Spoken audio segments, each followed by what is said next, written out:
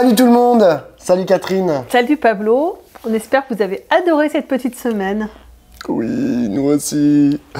Ouais, une petite semaine bien dense, comme on les aime. La semaine dernière, quand je t'avais dit, ouais, il s'est passé plein de choses, tu m'avais fait en disant, genre, il n'y a pas eu de politique, etc. Est-ce que cette semaine, tu considères qu'il y a eu, qu'il s'est passé des choses politiques? Ah ouais, c'est catastrophique. Vas-y. Oui. Oui. Tu veux que je résume? Bon, si tu veux, non, mais tout le monde sait. Genre voilà, ouais, il y a discours de politique générale de Lecornu. Il a dit les mots magiques pour le Parti socialiste. Je vous promets la suspension des retraites.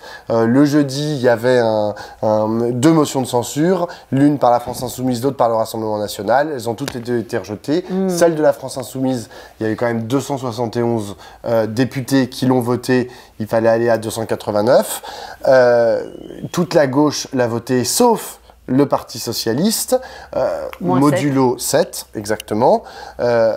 Voilà, où est-ce qu'on en est aujourd'hui, avec des petites informations sur comment va se concrétiser la promesse de Sébastien Lecornu, puisque devant l'hémicycle, dans les questions au gouvernement, le Premier ministre a expliqué que ce serait un amendement au projet de loi de finances de la sécurité sociale, ce qui pose beaucoup de questions. Ils vont devoir aller jusqu'au bout.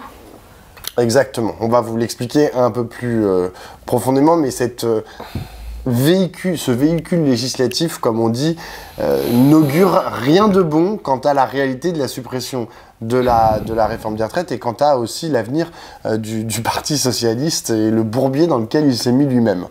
Ouais, enfin, c'est eux qui l'avaient suggéré. Hein. Exactement. C'est eux qui avaient dit, tiens, on pourrait faire ça comme ça.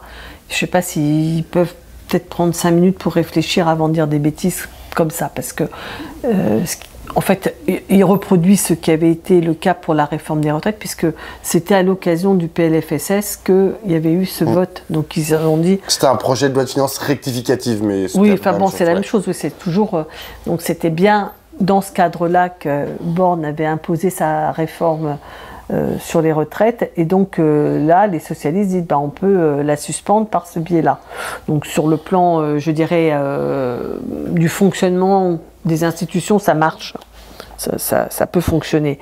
Le problème, c'est qu'évidemment, ça veut dire que pour qu'il y ait donc la suspension des retraites, ça suppose que ce PLFSS, c'est-à-dire ce projet de loi de financement de la sécurité sociale, soit adopté.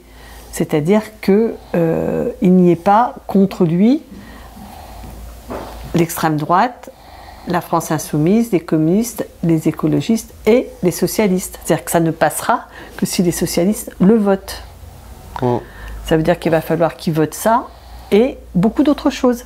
Exactement, parce que là, ce qui est en projet, ce qui a été, parce que il y a un projet de loi de financement de la sécurité sociale qui a été donné à l'Assemblée nationale et au Sénat, et dans ce projet de loi, il y a toutes sortes d'horreurs, pour reprendre les mots de Catherine, mais aussi pour reprendre les mots du Parti socialiste. Oui, il y a plein de gens. En fait, c'est Marie-Lise Léon qui l'a dit le premier. Le musée des horreurs. Le musée des horreurs, elle avait dit ça au mois de juillet. Et dedans, c'est vrai qu'on voit des choses... Ça a marché parce que je pense que beaucoup de gens l'ont ressenti comme ça, quoi. Exactement, comme l'augmentation de la franchise sur les médicaments, comme les jours de carence, une réduction aussi du budget alloué à l'hôpital. Enfin, je veux dire, toute une foultitude de choses qui sont... difficilement acceptable, plus tout ce qui pourra être éventuellement rajouté par les sénateurs et les députés. Je pense notamment, avec toujours cette difficulté de la commission mixte paritaire. Attends, là tu vas trop vite, oui. là t'enchaînes trop vite. D'accord, c'est vrai.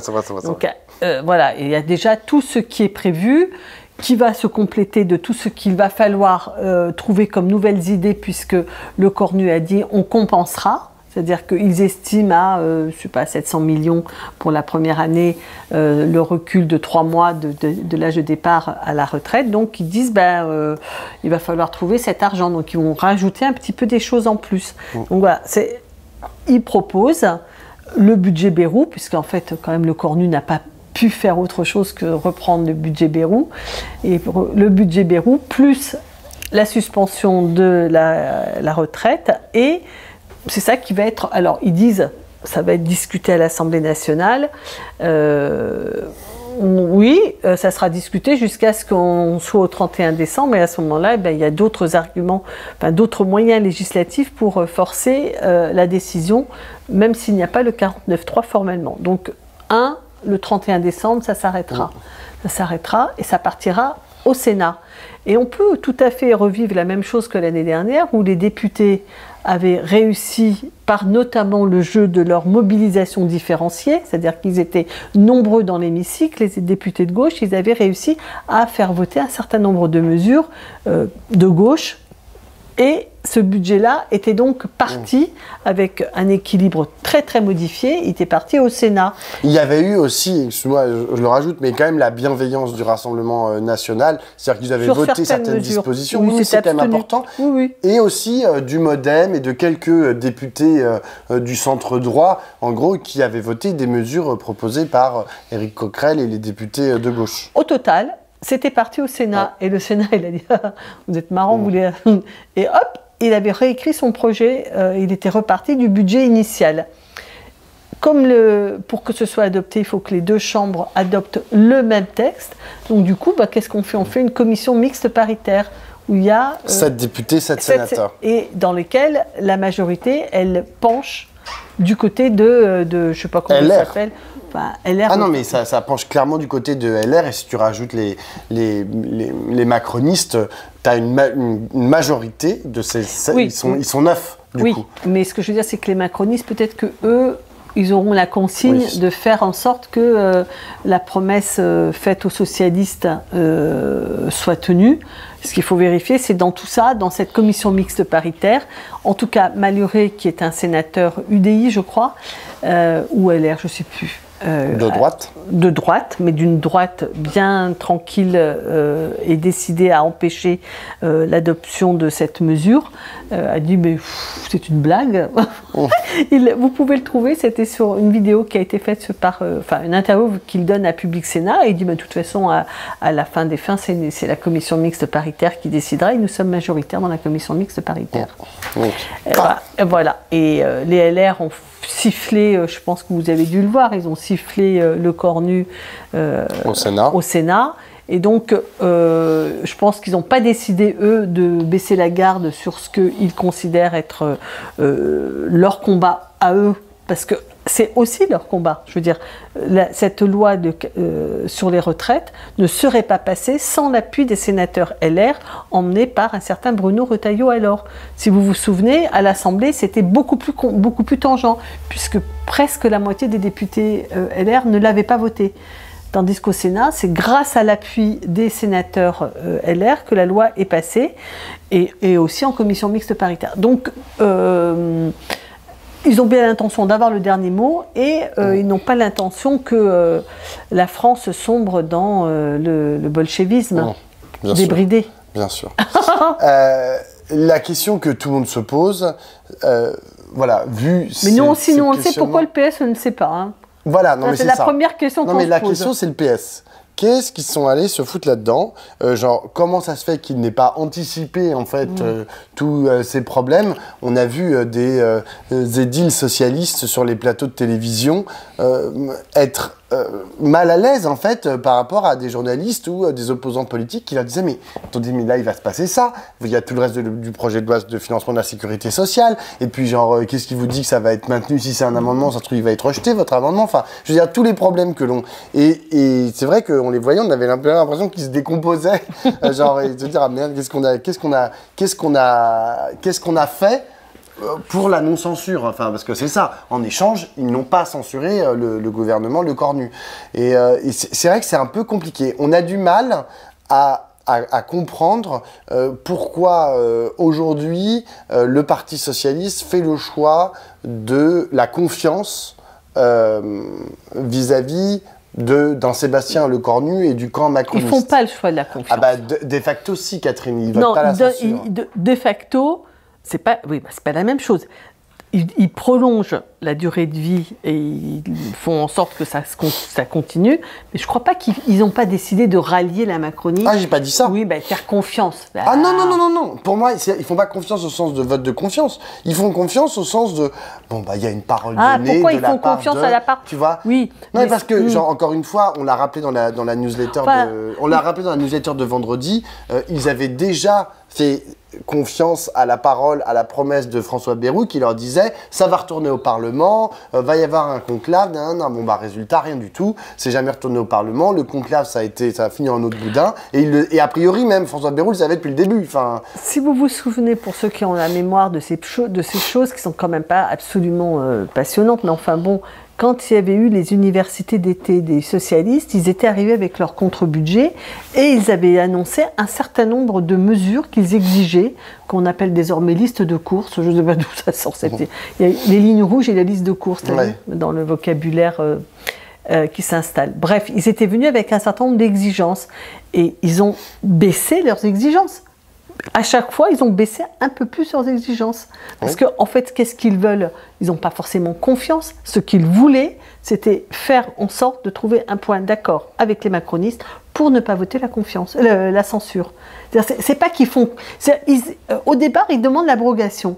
Puis, ils disent OK pour la suspension.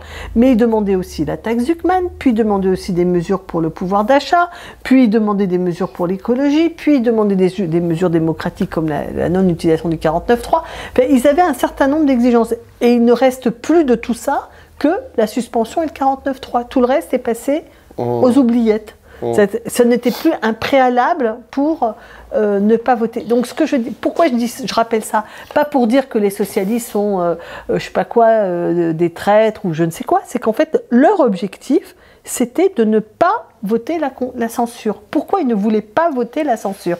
Parce qu'ils ne veulent pas de dissolution, parce qu'ils pensent que s'il y a dissolution, il y aura Rassemblement national au pouvoir. Et de ça, ils ne veulent pas. Donc moi je pense que c'est pas la peine de leur faire des procès en sorcellerie, en traîtrise, en renégatrie ou je ne sais quoi. Non, ils font une analyse politique qui est nous ne voulons pas qu'une censure provoque l'arrivée du Rassemblement national. J'entends, mais alors dans ces cas-là, ils sont capables d'avaler toutes les couleuvres, même les plus amères. Non, mais moi surtout ce que je pense c'est que le problème c'est est-ce que ce faisant ils éloignent la perspective que le Rassemblement national arrive au pouvoir, ou est-ce qu'au contraire, ils la consolident, cette perspective? Parce que la question n'est pas de savoir si le Rassemblement national sera au pouvoir 3 mois plus tard. La question, c'est de faire en sorte que le Rassemblement national n'accède pas au pouvoir. Or là, ce qu'ils font, c'est qu'ils reculent les échéances, mais en reculant ces échéances, je crois qu'ils sapent toutes les bases qui pourraient nous permettre d'empêcher de façon politique et durable l'accession du Rassemblement national au pouvoir. Parce qu'en fait, ils le font de plusieurs manières. Je pense qu'ils le font parce que la plus importante à mes yeux, c'est qu'ils fragilisent la gauche comme force d'alternative aux Macronie. Alors, ils ne sont pas les seuls, et ça n'a pas commencé le jour du vote de jeudi. C'est pas là que ça commence. Les engueulades avec la France insoumise, de part et d'autre, n'ont cessé de monter. La France insoumise ayant engagé sa campagne des présidentielles pour justifier qu'elle avait la seule proposition politique qui tienne. Elle ne cherche depuis un an que à se démarquer des autres. Et les socialistes, eux aussi, veulent se débarrasser de l'hégémonie de la France insoumise et veulent donner une chance aux candidats qu'ils vont soutenir. Donc ça fait un an que ça dure, cette histoire. Que ça monte, que ça monte, que ça monte et que ça s'engueule. Mais c'est catastrophique, cette situation est catastrophique. Parce qu'en fait, en affaiblissant la gauche, ils nous rendent pas crédibles pour prendre le pouvoir, pour être une alternative. Du coup, la seule alternative à la Macronie, c'est Marine Le Pen qui a des troupes bien soudées, bien homogènes. Allez hop, on y va. Moi, deux choses. La première, c'est que je suis pas d'accord avec toi sur l'idée selon laquelle puisque leur obsession, c'est qu'il n'y ait pas de dissolution parce qu'ils ont peur d'arriver au pouvoir du RN, ce qui est tout à fait compréhensible, ils sont capables, en fait, ils acceptent tout. En fait, c'est pas, ils conservent en fait une identité politique qu'ils veulent être de gauche. Donc, en fait, au bout d'un moment, ils sont pas capables de tout subordonner à cette obsession de la non-dissolution. Et par là même, comme ils ont une identité, c'est pour ça qu'ils vont quand même négocier, genre essayer d'obtenir la suspension de la réforme des retraites et ce qu'ils peuvent, et le non 49.3. Bon, je sais pas, hier, Stéphane Peu, président du groupe communiste à l'Assemblée nationale, me disait que lui était plutôt pour le 49.3, enfin, au moins pour le budget. Enfin, il trouvait que c'était un outil. Il y a plein d'autres outils qui sont constitutionnels qu'il aimerait bien genre évacuer, notamment sur le vote du budget. Mais il dit sur le vote du budget, s'il y a bien un texte où on a besoin du 49.3, c'est le vote du budget. Mais bon, parenthèse fermée. Mais moi, je trouve que c'est pas suffisant en fait pour justifier leur geste, la non-dissolution, quand bien même derrière il y aurait l'accession au pouvoir du Rassemblement national. C'est pas la seule raison, mais c'est la raison qui est principale, vraiment voilà. De très très loin. Oui, mais il y a aussi, et je pense que c'est négligeable parce qu'ils l'ont répété à l'envi, la question de la victoire. Et de la, tu vois, de dire, bon bah en fait, ça fait 10 ans maintenant que le mouvement social perd toutes ses batailles nationales. Je sais pas pourquoi je dis 10 ans. Bah ouais, ça fait 20 ans. Bah oui, ça fait depuis le CPE. 2005, voilà, bah exactement. Ouais, ça fait depuis 20 le CPE, depuis le CPE de Dominique de Villepin, pour rappel.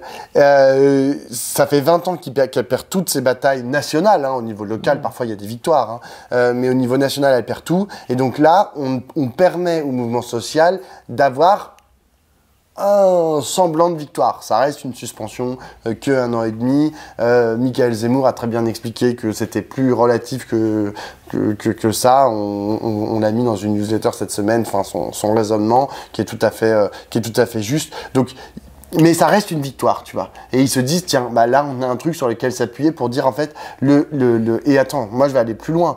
Dans leur tête, hein. Bon, si ça va au bout, effectivement, mais on a bien rappelé pourquoi on met des limites à ça. Mais moi, j'irais même plus loin. Quand j'ai entendu les socialistes là, parler depuis 2 jours à la télévision et à la radio, ce qu'ils disent, c'est le débouché du mouvement social, c'est nous, en gros. C'est-à-dire que, regardez, là, il s'est passé plein de choses, il y a eu des millions de gens dans la rue, et qui, déjà, parle avec eux, contrairement aux insoumis. J'ai entendu un socialiste dire ça. Vous parlez pas avec les syndicats, ils vous détestent. Ce qui n'est pas faux. Genre, il y a des bisbilles entre la France insoumise et les directions syndicales. Et les socialistes, ils disent, bon bah voilà, nous sommes le débouché naturel des luttes sociales en France. Ce que je trouve un peu fort de café, mais voilà, c'est comme ça qu'ils se présentent.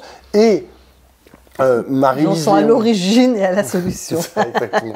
Non mais, Marie-Lise Léon comme Sophie Binet, chacune dans leur style se sont félicitées en fait de cette suspension de la réforme des retraites, ce qui est tout à fait normal. Enfin, c'est leur rôle en tant que responsable syndical. Oui, mais enfin c'est pas qu'une question de rôle. Enfin, je veux dire, c'est vrai que exactement, s'il y a une suspension, oui. C'est vrai.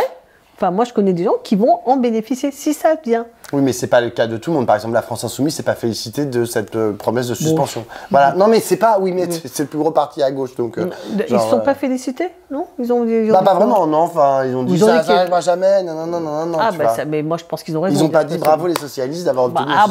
Non. On n'est pas obligé de dire bravo les socialistes. Non. D'abord, je pense pas moi que c'est les socialistes qui l'ont obtenu. Je pense que quand même c'est parce que s'il y avait. C'est le mouvement social, oui. Oui, non, c'est les conséquences de ce mouvement social qui n'a pas été entendu. C'est-à-dire que c'est la crise politique que ce déni qui a été fait à une lutte très importante, durable et massive, c'est ça qui a enquisté la crise politique. Donc je pense que c'est là l'origine profonde. Les socialistes ont été porteurs d'une demande qui peut-être atterrira, et pour les gens qui vont en bénéficier, alors c'est pas les calculs, c'est pas tous ceux qui pourraient en bénéficier, parce que par ailleurs, il faut quand même avoir ces cotisations complètes, ces trimestres complets. Si tu les as pas complets, tu perds et tu perds beaucoup, quoi. Donc c'est pour ça qu'en fait, c'est pas aussi formidable que ça, parce qu'en fait, il y a aussi la durée des cotisations qui est excessive. Moi, je voulais rajouter quelque chose sur l'unité de la gauche, parce qu'en fait, c'est quelque chose d'important. Parce que je pense que dans la stratégie d'Emmanuel Macron, cette question de la désunion de la gauche, mais plus largement de la désunion de tous les partis, enfin de la zizanie parmi tous les espaces politiques autour de lui, c'est quelque chose qu'il alimente en fait et qu'il essaye d'utiliser en permanence. On se souvient au moment de la dissolution en 2024, précisément c'était Raphaël Glucksmann qui était le tête de liste pour les socialistes aux européennes et il s'est dit tiens c'est le moment, je vais aller faire une élection législative. Comme ça, la gauche va être désunie et ils vont faire un score catastrophique, tu vois. Et donc, il a cette obsession-là de, genre, sans arrêt, semer la zizanie à gauche. Et là, bah, il y arrive. C'est-à-dire qu'il tend une perche au Parti Socialiste, qui la récupère, et d'un autre côté, les insoumis qui disent « Mais qu'est-ce que vous foutez, les sauces ?» Enfin, et ça, ce piège qui est tendu par la Macronie à la gauche, qui tombe dedans à pieds joints et qui se sépare, enfin, qui se désunis, je trouve ça malheureux en fait de tomber dans ce piège grossier qui est tendu. Tu vois, de dire ah il y a les réformistes et puis il y a les fous furieux. Ah bah tiens je vais vous inviter à l'Élysée. Il a invité à l'Élysée les communistes, les écolos et les socialistes. Il n'a pas invité la France insoumise, tu vois. Genre, histoire de bien taper et bien dire, il y a l'arc républicain, puis il y a les fous furieux. Enfin, bah ça, et le fait qu'on l'accepte, enfin que le reste de la gauche l'accepte, mais c'est pas possible. On ne peut pas accepter cette situation. La gauche, c'est le nouveau Front populaire. La gauche, c'est toute la gauche. Et il faut faire avec. Il faut faire avec les réformistes. Il faut faire avec les radicaux. Il faut faire avec les communistes. Il faut faire avec les écologistes. Enfin, et les syndicats, et les associations, et les intellectuels. On fait avec tout le monde. Enfin, c'est ça. Et l'idée qu'on puisse réduire le périmètre, on puisse enlever un moteur. Alors en plus, un moteur aussi important que le Parti Socialiste ou un moteur aussi important que la France Insoumise, je pense qu'on crève. Enfin, tu vois, déjà qu'on n'est pas bien vaillant, déjà qu'on n'est que 30% tout mouillé. Si en plus on s'enlève une partie, et c'est pas une partie en électorat. Tu vois, c'est une partie en puissance d'idées. Le Parti Socialiste, c'est un parti qui a une histoire. Enfin, je veux dire, qui a plus de 100 ans. Donc, c'est pas rien, le Parti Socialiste. En puissance d'idées, c'est un peu difficile en ce moment. J'allais dire, c'est pour ça que j'ai dit puissance d'idées, puis après, j'ai rattaché ça à son histoire. Voilà, c'est ça. Tu vois, l'histoire de... de ne pas te dédire. Exactement. Et de la même manière, la France Insoumise... J'ai eu le débat hier avec Raquel Garrido, parce que je lui dis c'est le parti le plus puissant en France, de gauche. C'est le parti de gauche et c'est vrai, enfin je veux dire, ils produisent de la doctrine, ils produisent des idées. Alors elle n'était pas d'accord avec moi Raquel, mais je suis désolé, mais c'est eux qui sont là, ils ont leur institut La Boétie, Jean-Luc Mélenchon, il parle 3 fois par semaine dans des conférences de 2 heures, et je peux te dire qu'il en balance de l'idée et du jus de crâne. Enfin, et ils sont là dans les luttes, et ils organisent les luttes, etc. Alors on peut ne pas être d'accord avec la façon avec ce qu'ils disent ou avec la façon dont ils organisent les luttes, mais on peut pas se dire bon c'est rien, tu vois, ils sont nuls, ils sont en recul parce qu'ils ont moins de députés qu'en 2023, non mais n'importe quoi. Donc voilà, et on n'a pas les moyens aujourd'hui de se couper de l'une ou de l'autre gauche. Voilà, c'est ce que je pense. Et Emmanuel Macron et Sébastien Lecornu, ils ont parfaitement compris, tiens, on va les couper en deux, et comme ça, ils seront 2 fois moins forts, en fait. Alors moi, je vais dire 2 petites choses, enfin, une qui n'a pas beaucoup d'importance, mais je mets cette tu as raison de dire qu'Emmanuel Macron travaille à fracturer les camps, le camp de la gauche, le camp de la droite. Et ça, la gauche, il est allé fort là récemment. Le camp de la droite, il s'en est pas caché ni privé, c'est-à-dire que en faisant la razzia parmi leurs cadres, il a quand même vraiment affaibli et mis en crise les LR, à mon avis, de façon assez profonde, quoi. On pourra reparler après des LR. Donc je pense que Emmanuel Macron, de la même manière qu'il méprise complètement les syndicats et qu'il refuse de les voir et de discuter, de travailler avec eux, il a un souverain mépris pour les partis politiques. En fait, Emmanuel Macron, il a pas une conception très complexe de la démocratie. C'est un peu, d'une certaine manière, une forme de populisme. C'est lui en direct avec le peuple, c'est lui en direct avec la nation. Il n'a pas besoin des corps intermédiaires. Il se fiche comme de sa première chaussure des élus locaux, des syndicats et des partis. Allez hop, Tout ça, c'est Emmanuel Macron avec la nation en direct. C'est quand même à peu près ça le bilan de sa pratique. C'est pour ça que c'est pas simplement une stratégie à l'intérieur de l'espace politique, c'est qu'en fait, quand il avait dit « je mets une grenade dégoupillée dans les jambes des partis, on va voir comment ils se débrouillent », il a quand même, il savoure de mettre les partis en difficulté et de les affaiblir. Ça, c'est la première chose. La deuxième chose, c'est que, je joue sur une autre idée, c'est qu'en fait, dans la stratégie des socialistes, donc ils cherchent à faire en sorte que le Rassemblement n'accède pas au pouvoir, et donc ils se disent qu'ils ne sont pas prêts. Et ça, je sais pas, j'ai fait un débat avec Aurélien Rousseau cette semaine. Aurélien Rousseau, il le dit très clairement. Il le dit comme ça. Nous ne sommes pas prêts. Donc la France insoumise considère qu'elle est prête. Qu'elle est prête par plein d'aspects, qu'elle est prête parce qu'elle a un candidat, qu'elle est prête parce qu'elle a ses 500 signatures et qu'elle est prête parce qu'elle a un projet et un programme. Le reste de la gauche, ce n'est pas le cas. Ils n'ont pas de candidat, ils n'ont pas donc les 500 signatures et ils n'ont pas de projet, en tout cas pas de projet partagé. Enfin si la dynamique qui avait été initiée par Lucie Castet en juillet se maintient et se perpétue. Je ne sais pas, parce que là, je pense que le choc est violent et je ne sais pas comment ça va continuer cette affaire, parce que c'est pas très simple pour des gens qui sont écologistes, pour Clémentine Autain, François Ruffin et d'autres, de continuer dans cette avec les socialistes en ce moment, quoi. Ça, je pense que là, l'idée que c'est avec eux qu'on va former le socle d'une candidature commune de la gauche, je pense que c'est un peu compliqué, quoi, pour eux. Donc je ne sais pas si les socialistes n'ont pas fichu par terre cette perspective. Mais en tout cas, ce qu'il y a, c'est que dans leur diagnostic, dans leur analyse, il y a un, on ne veut pas le Rassemblement national. Deux, nous ne sommes pas prêts, et pas prêts vraiment idéologiquement aussi. Et alors ça, j'allais dire que le problème, c'est que ça fait un moment que ça dure. Mais quand je dis un moment, c'est voilà, c'est que pour l'instant, je ne sais pas. On me dit que oui, mais moi je ne l'ai pas vu, je n'ai pas entendu véritablement une analyse approfondie du bilan du quinquennat de François Hollande, ni d'un changement de perspective. On voit bien qu'ils ont changé leurs alliances, qu'ils ont changé leur posture, qu'ils ont voulu se réancrer à gauche. Ça, c'est vrai. Depuis 2018, c'est certain que le Parti socialiste, emmené par Olivier Faure, donc c'est pas tout le Parti socialiste, c'est la moitié plus une voix, parce que quand même Olivier Faure, il a été élu avec 50,2%, donc c'est quand même très très faible. Il y a une partie du Parti socialiste qui n'est pas sur cette orientation. Oui, ça, je pense que c'est quelque chose de très important. C'est Stéphane Peu qui me le faisait remarquer hier. Moi, j'avais jamais réfléchi. Il m'a dit, voilà, Olivier Faure et sa bande, en fait, ceux qui sont à la direction autour de lui, qui étaient dans sa motion, eux, ils portent ça. Ils portent ce réancrage à gauche, ils essayent de donner des gages au reste de la gauche, etc. Il dit, mais le problème, c'est que le Parti socialiste est encore travaillé à l'intérieur, et comme tu dis très bien, c'est 50% du Parti socialiste, par des gens qui ont...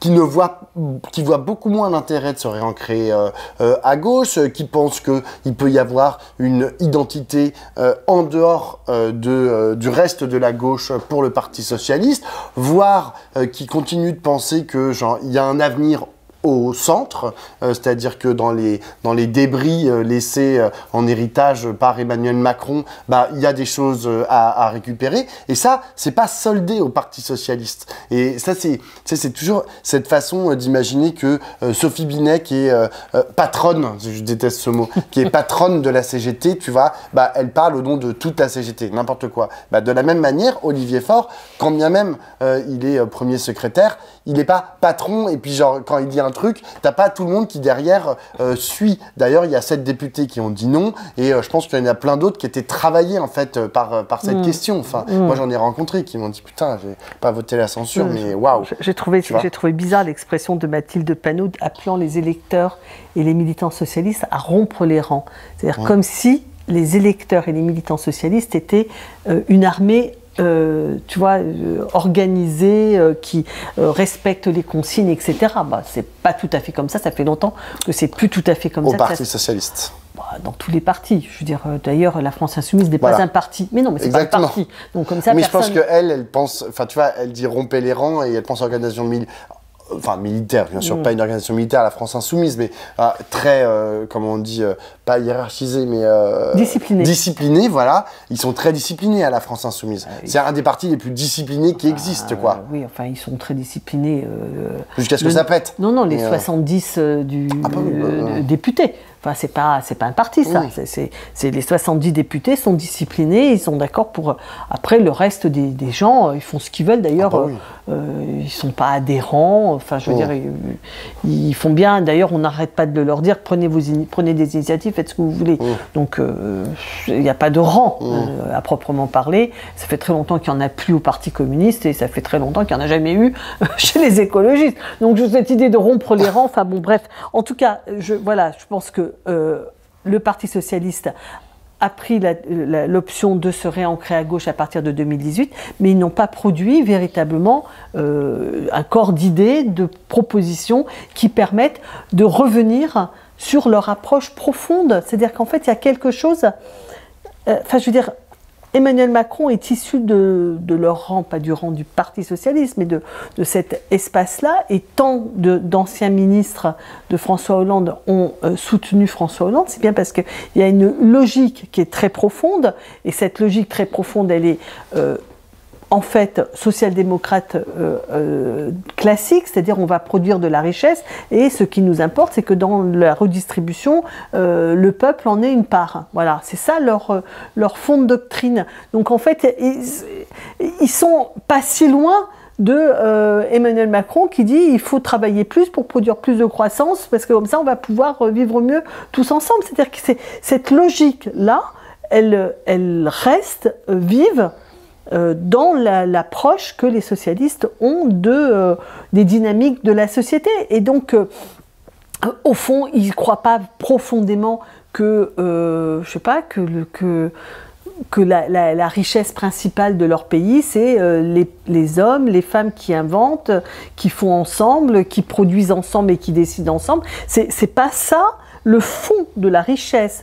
Pour les socialistes, c'est la production par les entreprises, éventuellement par l'État aussi d'ailleurs, hein, mais la production par ces grandes structures qui produisent de la richesse et qui redistribuent aux manants. Et c'est pas les gens qui sont le fond du socle de la production de richesse. Vraiment, vraiment, je pense que c'est de ça dont ils sont convaincus, persuadés. Donc, du coup, ils sont là, ils disent on n'a pas assez d'argent, on manque il faut qu'on fasse un budget à l'équilibre, donc il faut qu'on trouve des économies, etc., etc.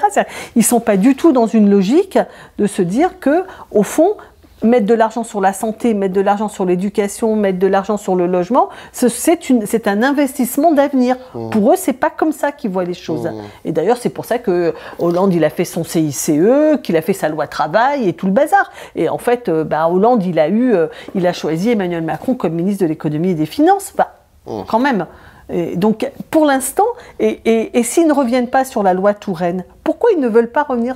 Ils n'en parlent pas, ils font le dos rond, ils essayent de faire en sorte qu'on n'en parle plus. Mais la loi Touraine, c'est vraiment la logique de la loi de la réforme Borne. Enfin, c'est un allongement du nombre de trimestres. Pour forcer les gens à travailler plus longtemps, parce que la démographie, ou je sais pas quoi. C'est-à-dire qu'en fait, le fond des questions qui sont posées à qu'est-ce que c'est que la richesse d'un pays, comment elle se fabrique, où elle se fabrique, par qui elle se fabrique, il y a un désaccord qui n'est pas pensé, qui n'est pas énoncé en fait.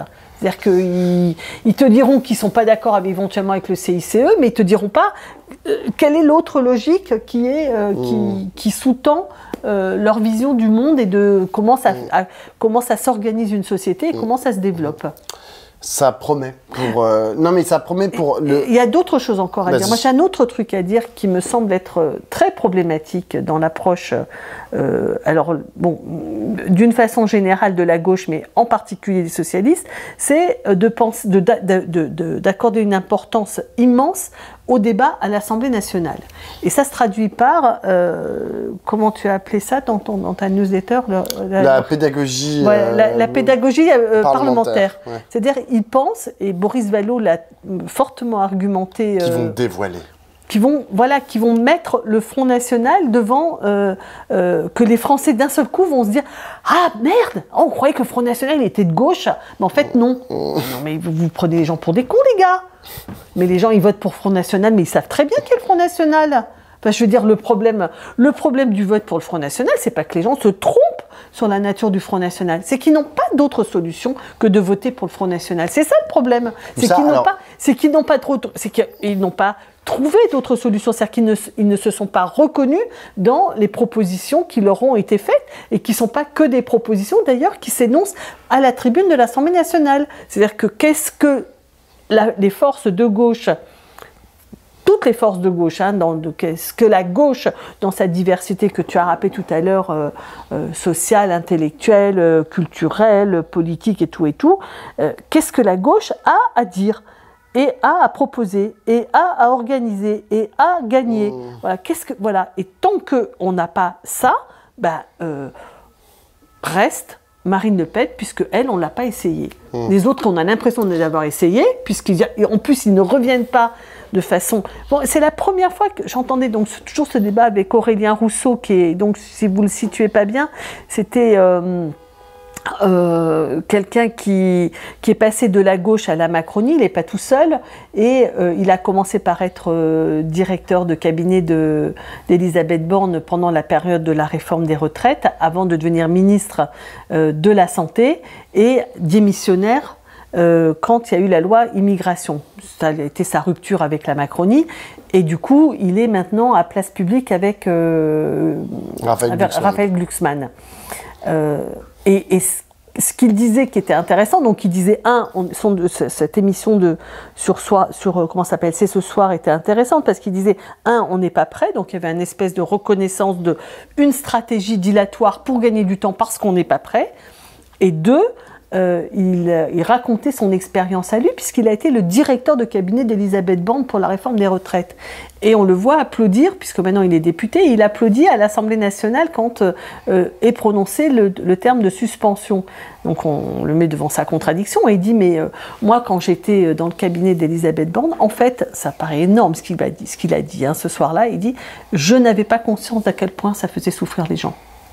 C'est-à-dire qu'en fait, mais si tu y réfléchis, non mais je veux dire, Pablo, c'est absurde, mais enfin, je veux dire, l'entre-soi du monde politique, de l'Assemblée, des attachés, qui rêvent de devenir eux-mêmes députés, des ministres, de leur cabinet, qui rêvent de devenir ministres, tout ce joli monde-là, entouré de journalistes qui rêvent de présenter le journal télévisé, etc., etc. Tout ce monde-là habite Paris, gagne bien sa vie, envoie ses enfants dans les bonnes écoles et n'a pas d'inquiétude pour son avenir. Et il ne croit pas que la retraite, c'est pour 64 ans. Il y en a combien qui s'arrêtent à 64 ans ? Ils ne s'arrêtent pas à 64 ans. Ils continuent de travailler, de chercher à avoir de nouveaux mandats, etc., etc. Donc en fait, ce monde-là qui vit entre soi, qui débat entre soi, ils n'ont pas... Et Aurélien, il l'a dit très très bien l'autre soir, il dit il faut sortir dans la rue pour se rendre compte, et je ne l'avais pas fait. Quand il était chez Borne, il devait travailler 12 heures par jour, 6 jours par semaine, le 7e jour, il dormait, il s'occupait de ses enfants, et il ne savait pas ce qui se passait dans la société. Mais tu sais, cette espèce de truc... Non, moi je suis pas d'accord avec ça. Moi je suis plus cynique et je pense que ces gens sont plus cyniques et que en fait, fondamentalement, ils n'en ont rien à branler en fait du malheur des autres. Enfin, ils voient très bien, enfin je veux dire, ils écoutent, ils lisent. T'as même pas besoin de sortir, ils achètent Le Monde et l'Huma en fait. Ils lisent, ils regardent des trucs avec Tableau Excel. Tu vois, cette espèce... par exemple, Macron, il n'arrête pas de dire, mais les salaires ont augmenté plus vite que le coût de la vie. Donc pourquoi est-ce que les gens nous font chier avec le pouvoir d'achat? C'est vrai.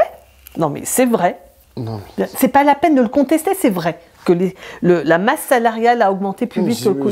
Donc bon, ça veut pas dire que pour chacun ça a augmenté plus vite que le coût de la vie, mais globalement c'est vrai. Sauf que le truc, par exemple, j'ai fait un papier sur ça, en 2010, 9% des revenus étaient consacrés au logement. En 2024, c'est 23%. Bah, écoutez, il ne faut pas être grand clair pour comprendre que de l'argent qui était disponible pour les vacances, pour les sorties, pour les plaisirs de la vie, se sont déplacés et sont devenus des dépenses obligatoires pour le logement. Et pour toute autre chose. Hein, non, mais là, tu es en train de justifier. Ce que je suis en train de dire, c'est que. Non, mais tu es en train de justifier par un autre tableau Excel, qui est le tableau du logement, en fait, des choses que les gens ressentent profondément. Et quand tu as une majorité de gens, en fait, qui a ça dans le ventre, qui a ça comme expérience, en fait, au bout d'un moment, tu es là, mon tableau Excel, il n'est pas raccord. Enfin, tu vois, il y a un problème dans mon tableau Excel. En fait, la personne, elle souffre. Tu vois, les gens, ils souffrent. Tu vois, donc, cette façon de se mettre des œillères et de dire non, regarde sur mon tableau Excel, on est plus riche. T'es là, c'est juste. Je pense qu'ils le savent très bien et qu'ils sont pathétiques de cynisme. Vraiment. Bon, écoute, voilà, toi tu diras qu'ils sont pathétiques de cynisme. Moi je pense qu'ils sont complètement étouffés de leur classe endogame. Voilà, moi je pense qu'il y a vraiment de l'endogamie qui les rend aveugles et finalement au total incompétents. Mais en tout cas, le point sur lequel je voulais insister, c'était qu'il y a une conviction qu'il va y avoir une révélation par les discours de tribune à l'Assemblée où on va mettre le Rassemblement national devant ses contradictions, mais c'est pareil. Ça, pour moi, c'est vraiment c'est pathétique. Mais alors là, pour le coup, c'est toute la gauche qui pense ça. Moi, je me souviens, on avait eu un débat il y a maintenant quelques années. Je trouve ça depuis longtemps pathétique. J'entendais des gens de la France. J'avais débattu avec des gens de la France Insoumise. J'étais pas d'accord avec eux parce qu'ils me disaient il faut pas trop parler de la question du racisme parce que c'est trop compliqué, puis c'est moral, puis on n'y arrive pas. Avec le Rassemblement national, il vaut mieux se fixer sur le fait qu'ils n'ont pas voté l'augmentation du SMIC à l'Assemblée ou je sais plus où. Et qu'ils sont pas pour l'augmentation du SMIC. Et j'étais là, bon, c'est pas faux, tu vois. Et d'ailleurs, ils reviennent toujours dessus. Ah, mais oui, mais vous n'avez pas voté l'augmentation du SMIC. Mais vous êtes contre la taxe Zuckman. Vous êtes contre la taxe Zuckman, etc. Ce qui n'est pas faux. Moi, je ne dis pas que cette stratégie, en fait, de dénoncer leur position antisociale est totalement nulle et non avenue. Mais imaginez, en fait, que ça puisse être l'axe principal d'attaque. Je pense que ça ne convainc les convaincus. Voilà, exactement. Moi, je suis d'accord. Tout le monde le sait. Il n'y a pas besoin de nous expliquer qu'ils ne sont pas de gauche, comme tu l'as très bien dit, pour savoir qu'ils ne sont pas de gauche fin. Bah oui, sont d'extrême droite. Oui, tout le monde sait que Marine Le Pen est d'extrême droite. Le seul truc, c'est que les gens, ils ont l'impression que la solution, elle va venir de ces médiocrités qu'elle nous propose, de ces vilainies, et qu'elle a la force. Et qu'elle a de la force. Et elle a de la force parce qu'elle a la force de son parti, et qu'elle a de la force parce que le vent souffle en sa faveur à l'échelle internationale. Donc voilà, les gens ne se sont pas trompés en votant pour Donald Trump. Et d'ailleurs, ça me fait penser à une chose, c'est qu'il ne faut pas s'imaginer aussi que la stratégie de la respectabilité, c'est le fin fond de l'affaire Marine Le Pen. C'est-à-dire que je pense qu'on peut se faire élire président de la République aux États-Unis en étant un personnage d'une vulgarité absolue à tout point de vue. Et ce que je veux dire par là, c'est que... Non, je pense à ça parce que je pense au doigt d'honneur que Mélenchon a fait à... Aurait fait, parce que la France Insoumise... la France Insoumise dit que non, dit que c'était un doigt comme ça. Et pas un doigt comme ça. Alors, moi, je le vois sortir comme ça et faire ça. Bon, écoute. L'image montre plutôt ça. Mais il sort. Les avis divergent et divergent aussi beaucoup. Quand il sort, il fait un doigt menaçant à Duhamel. C'était à Duhamel. Peu importe. Ce que je veux dire par là, c'est qu'il ne faut pas s'imaginer que ça suffit à vous disqualifier dans notre monde de faire des doigts d'honneur. Je peux vous dire que c'est pas ça le fond de l'affaire. Les gens ne jugent pas sur ça, ne jugent pas sur le fait qu'on est poli, mal poli, agressif, sympathique, pas sympathique. Qui a une solution pour moi et pour le pays? Voilà, c'est tout. C'est ça la question. Et donc, les socialistes sont en train de s'aborder tout ça, alors pour eux-mêmes, mais dramatiquement pour nous tous.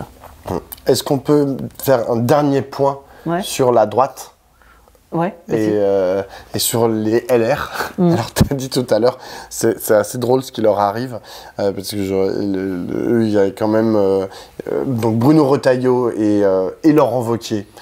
Donc les deux chefs, le président et le patron des députés, ont dit personne au gouvernement, pas de LR au gouvernement. Résultat, il y en a quand même eu.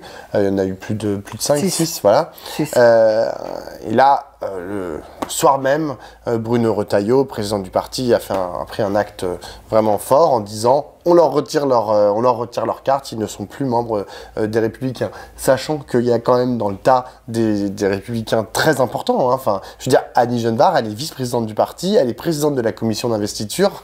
Genre, je veux dire, c'est quand même pas rien de virer Annie Genevard, mais ils ont décidé de la virer du jour au lendemain. Tu me diras, c'est pas la première fois, genre la Valérie Pécresse... Il vire Rachida Dati, mais il la conforte dans son investiture à Paris. Alors, exactement. Donc c'est un peu n'importe quoi, mais la question en fait là que tout le monde se pose, c'est que va devenir Bruno Retailleau? Bruno Retailleau, il était... Tout le monde ne se pose pas cette question. Moi, je me la pose. D'accord. On va essayer de t'éclairer alors. Non, mais parce que tout le monde se pose la question, mais que va devenir Bruno Retailleau? Là, en France, j'entends quoi? À l'échelle internationale. Non, tout le monde s'en fout de Bruno Retailleau, mais moi, ça m'intéresse parce que, genre, Bruno Retailleau, il a réussi à exister. Enfin, parce que moi, je le connais parce que je suis un quart vendéen. Alors, genre, Bruno Retailleau, je sais qui c'est. Ma grand-mère sait qui c'est. Elle en a honte depuis maintenant 30 ans de Bruno Retailleau. Bon, d'accord, allez, vas-y. Mais... genre, personne ne savait qui c'était avant qu'il ne devienne ministre de l'Intérieur. C'est ses actions et c'est ses discours en tant que ministre de l'Intérieur. Voilà. Et c'est ses actions en tant que ministre de l'Intérieur. C'est lui qui a fait voter la loi sur les retraites. Sur les retraites, effectivement. Il fallait suivre ce qui se passait au Sénat. Celui-là, désolé, mais c'est pas non plus tous les Français. Et donc, le Bruno Retailleau, là, il perd en fait cette capacité d'action et de discours de ministre de l'Intérieur. Il ne va plus être que patron des Républicains. Va-t-il redevenir sénateur? Je pense que oui. Il va sûrement reprendre son siège au Sénat.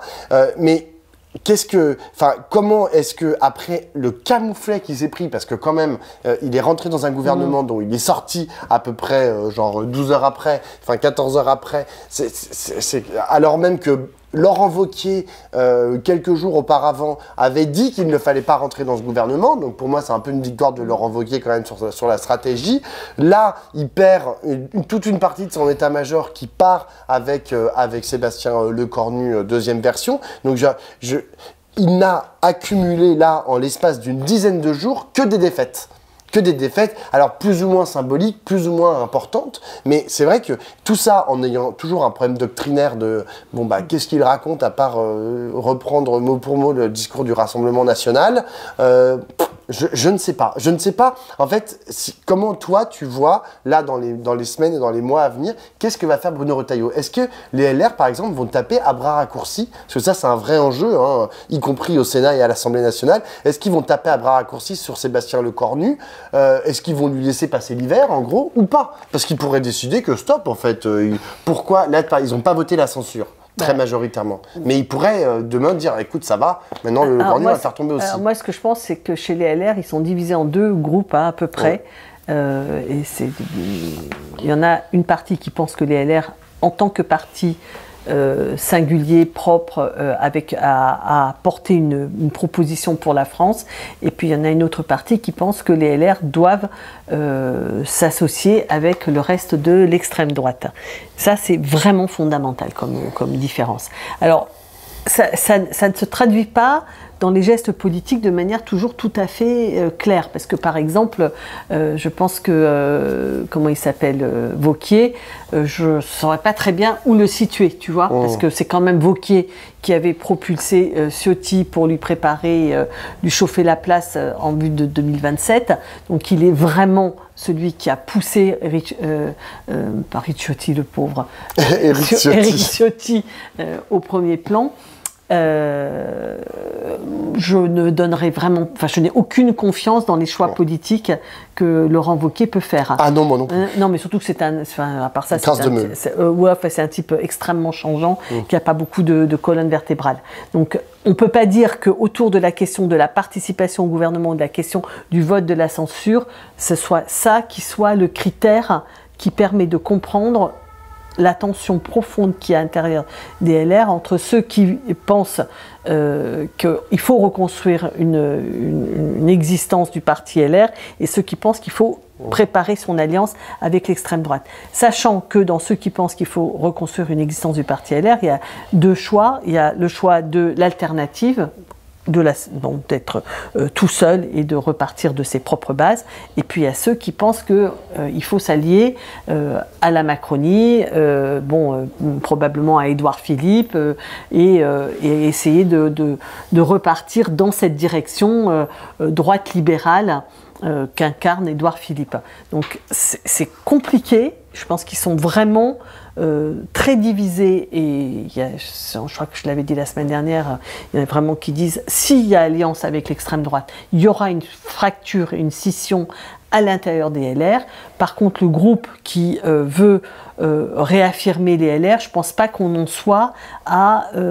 il y a des stratégies différentes entre ceux qui pensent qu'il faut jouer la carte de la visibilité, de la respectabilité, de l'exercice du pouvoir comme Annie Genevard, par exemple, et ceux qui pensent qu'il ne faut pas le faire comme d'autres qui ne sont pas rentrés au gouvernement. Tu vois, il n'y a pas d'opposition, il y a des stratégies éventuellement différentes, mais qui s'intéressent, je ne sais pas moi, comment est-ce qu'il s'appelle, Gosselin par exemple. Je pense que Gosselin, il n'est pas allé au gouvernement, et peut-être qu'il pense qu'il faut que les LR reconstituent un corps de doctrine, travaillent son existence politique, etc. Donc je pense mais vraiment que la fracture, la ligne qui est en train de se préparer, et dans cette fracturation, elle n'est pas encore mûre, et on voit que, par exemple, quelqu'un comme Xavier Bellamy, qui est donc le tête de liste aux européennes et donc le chef de file des députés européens LR au Parlement, qui est le numéro 2 du parti et qui est en fait le porte-parole officieux de Retailleau, lui, il avait dit il faut faire la censure. Il faut voter la censure, et c'est quelqu'un qui a dit c'était entre Zemmour et Mélenchon. Je crois que la question lui avait été posée entre Zemmour et Mélenchon. C'était l'époque où Zemmour avait une forte influence. Entre Zemmour et Mélenchon, je vote Zemmour. Donc lui, il est vraiment du côté de l'alliance avec l'extrême droite, et lui, il était pour le vote de la censure. C'est-à-dire qu'il était déjà...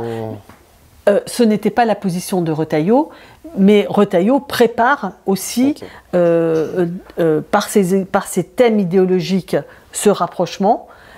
Et par ailleurs, comme je le disais tout à l'heure, les sénateurs, ils préparent le chien de leur chienne aux concessions qui ont été faites par le gouvernement pour ne pas avoir la censure, puisque les sénateurs LR autour de Retailleau, eux, se préparent à taper.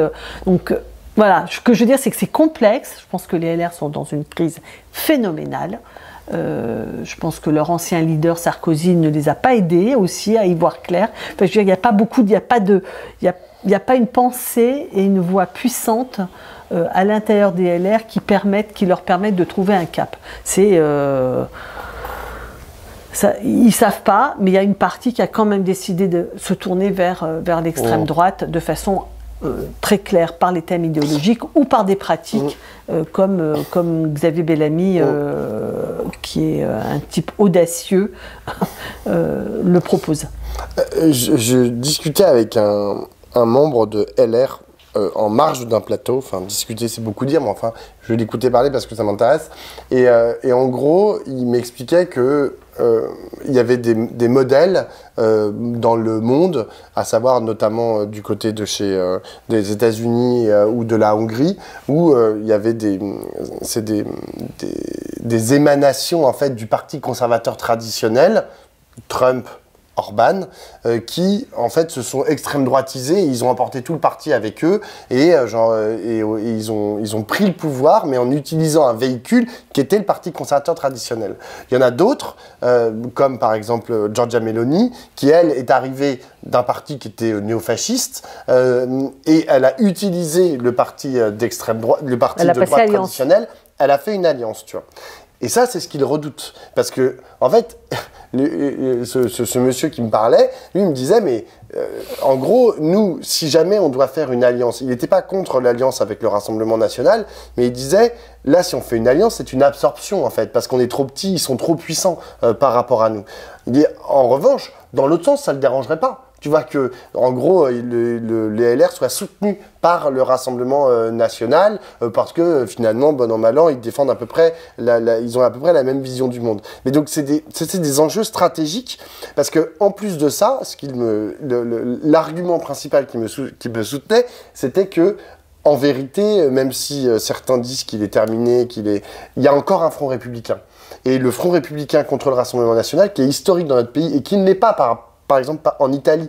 En Italie, le parti néofasciste, ils ont toujours vivoté, tu vois, mais enfin, il n'y a jamais eu, nous, en France, depuis l'arrivée de Le Pen, genre sur le devant de la scène, mais parce qu'auparavant, il y avait eu les années 30, on a essayé de mettre un cordon sanitaire qui a plus ou moins marché, qui marche encore aujourd'hui plus ou moins, mais enfin, il a existé. Et l'expression existe. En Italie, par exemple, elle n'existe pas. Il n'y a pas d'expression pour le dire. Et donc lui, il me disait, bah, en fait, Marine Le Pen aurait tout intérêt à venir avec nous et à valider et à se mettre derrière finalement un candidat ou une candidate Rassemblement national, à avoir des ministres dans un gouvernement qui serait par exemple gouverné par qui comme chef Bruno Retailleau, plutôt que l'inverse, parce que l'inverse n'arrivera jamais à cause du cordon sanitaire.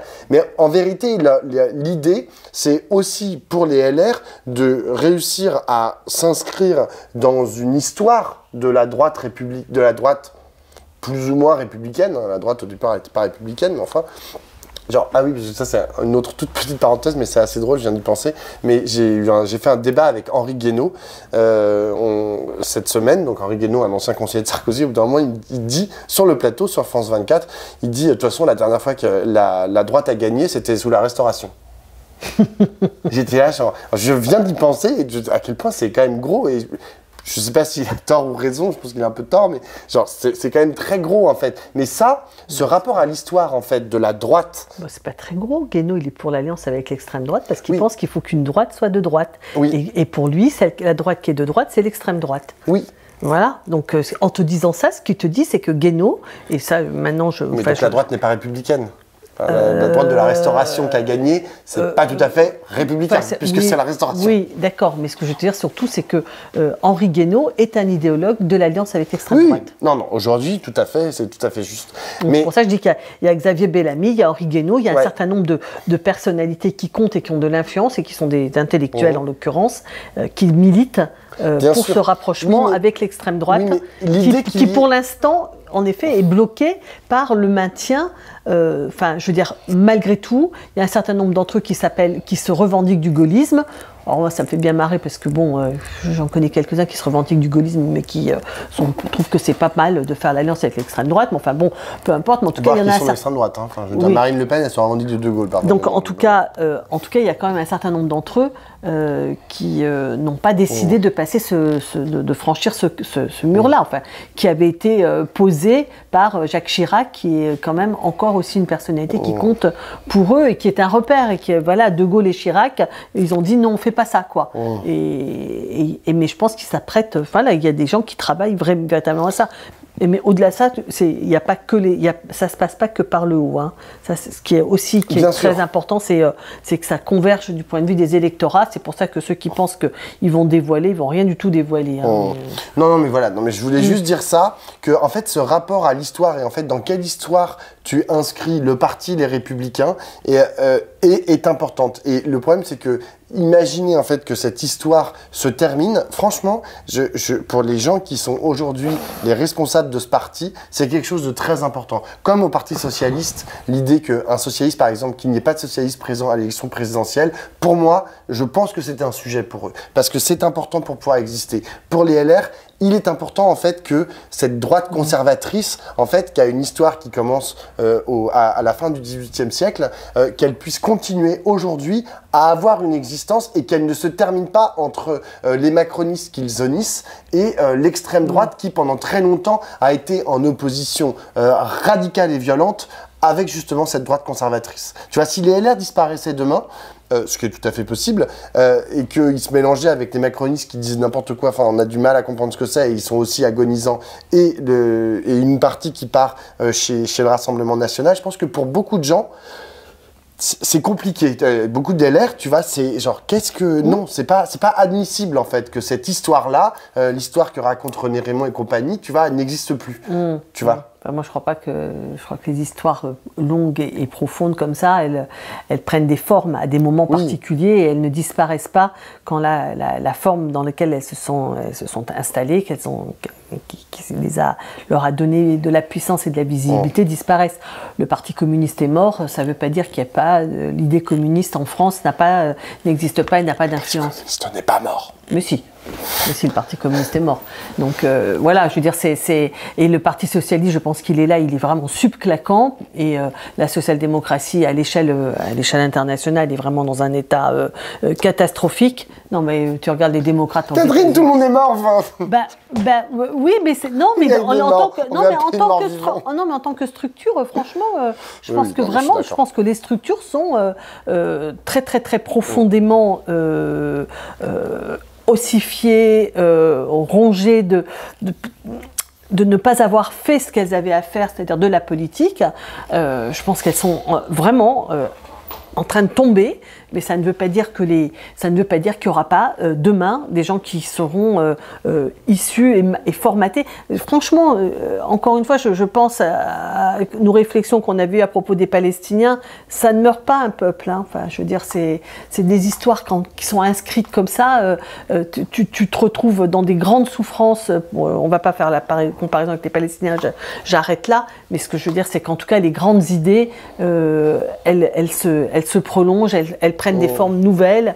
Je vous recommande, pour ceux qui aiment la politique et ceux qui ont en plus un peu d'intérêt pour l'histoire du communisme, le film sur Berlinguer, qui est sorti il y a une dizaine de jours. Qui est un dirigeant du Parti communiste italien. Ce film raconte les choix politiques qui ont été ceux que Berlinguer a impulsé dans le Parti communiste entre 73 et 78, c'est-à-dire entre le moment où Salvador Allende est renversé par un coup d'État au Chili, fomenté notamment par les Américains, les attentats fascistes en Italie, et le fait qu'ils sont une force ascendante, et ils vont faire une proposition pour essayer d'éviter que leur accession au pouvoir ne se termine dans un bain de sang comme au Chili, et qui va être la proposition d'un compromis historique, c'est-à-dire d'un accord passé avec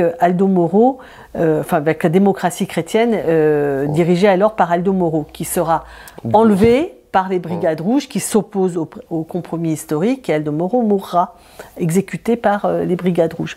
Et ce film est vraiment super intéressant, justement parce que tu vois ce que c'est que d'abord, quand tu prends les choses avec distance comme ça, parce qu'on est à 40 ans en arrière, 84, on est à 40 ans en arrière, et non, il meurt en 84, non, on est à 50 ans en arrière en fait. Hein. Cette histoire qui est racontée, elle a 50 ans.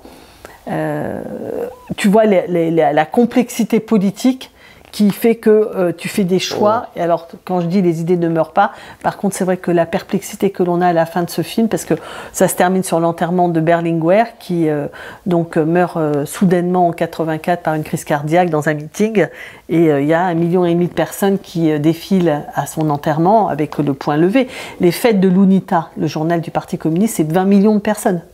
C'est 20 millions de personnes. Le Parti communiste fait 35% des voix. Enfin, c'est un truc énorme, le Parti communiste italien. Et on ne sait pas ce qu'il est advenu. Alors peut-être que quelque chose en ce moment dans la résurgence des luttes qui se mènent en ce moment en Italie, avec les syndicats et la gauche italienne balbutiante sur le plan politique, raconte cette histoire de la gauche italienne qui avait sombré complètement. Non, mais il n'y a pas beaucoup de pays dans le monde. Merci de nous redonner espoir. Non, mais c'est bien de terminer comme ça, par l'espoir. L'espoir, je ne sais pas si c'est l'espoir, c'est la conviction profonde que les idées, elles se prolongent, qu'elles se transmettent et qu'elles sont souterraines, quand bien même elles ne trouvent pas les formes politiques pour les porter et les incarner. C'est sur ce bon mot qu'on vous dit à la semaine prochaine. Ciao, ciao.